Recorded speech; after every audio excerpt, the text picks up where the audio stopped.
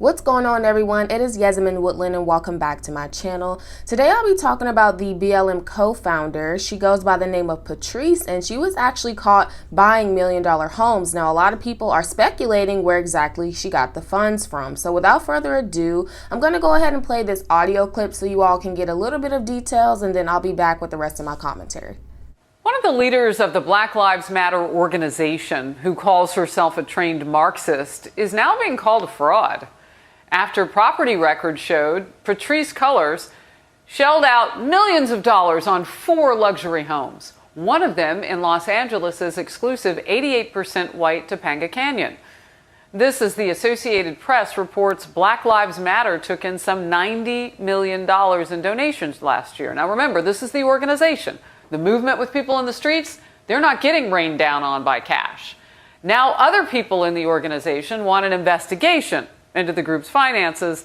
The head of the New York chapter of BLM.org also wants a close look at Cullors' personal finances, saying a self-professed socialist should ask how much of their own money is going to charitable causes.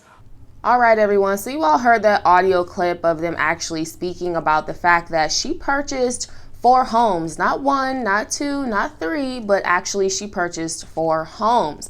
Now, a lot of people, once again, they are speculating where exactly did this money come from, because they know that she is co-founder of the BLM, and they are actually thinking that she took some of the money that was intended for the movement and used it as her personal expenses. So they are actually requesting that her personal financial records be investigated.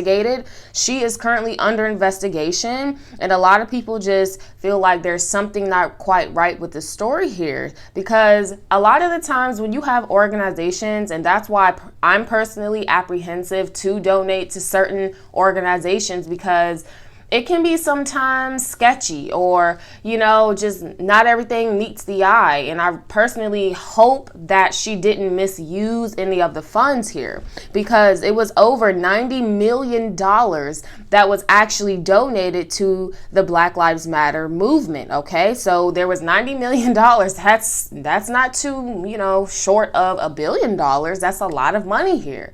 And I'm really hoping that she didn't take some of that money and use it for her own personal gain, especially when we're talking about $1 million real estate. Real estate is something that will always be a commodity. You have, families always looking for single family homes, or you always have celebrities looking for different types of homes and things like that. So again, a lot of people are looking at her in a different light, like, Patrisse, what are you doing? You stand up here, you do these great speeches, you say you're for the people, you say that you want to help one another, you want to help elevate and uplift one another, you want to bring love to the community, especially with the BLM movement.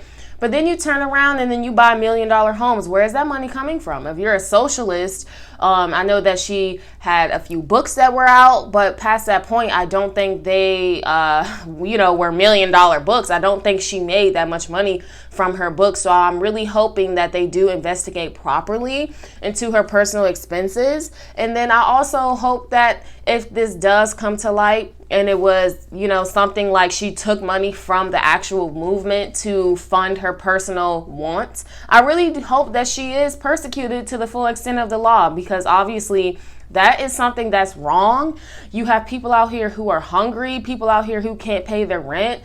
People are still waiting on stimulus checks. I mean, I just talked to someone in my personal circle and they still have yet to receive their check, and I try to help where I can. But my point is, you have people out here who are hurting, starving, they're grieving, they're losing people. And, you have people out here who could potentially be milking the system, taking money that doesn't belong to them and investing it into real estate and things like that. So again, it kind of goes back to your childhood. If it doesn't belong to you, then don't touch it. So again, I don't want to, say she definitely did this. This is all speculation. But once again, everyone, as you can see on the screen, they took in about $90 million worth of donations back in 2020, right?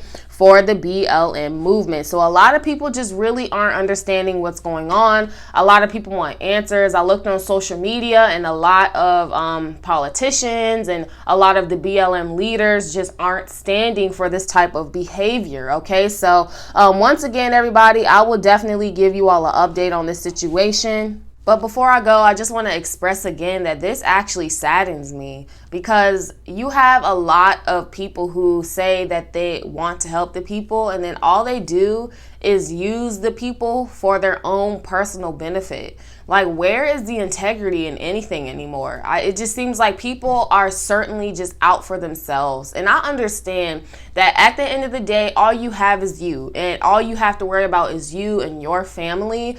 However, when you want to be a self-proclaimed leader and you want to put yourself on this pedestal for people to look up to you, for people to say, okay, finally, we have a leader that wants to do, good in the community. We have someone that actually wants to help us. And you do the same thing that everybody else in this environment, or should I say everybody else in this world does. You just, you scheme on us. You use our emotions. You use the fact that you know that other people are hurting, people are desperate. You use that for your own personal gain, and that is just disgusting to me. It's disgusting behavior, and people are crooks. A lot of these self-proclaimed leaders, and it's not even just people like her, it's pastors and fake doctors, false prophets. It's everywhere.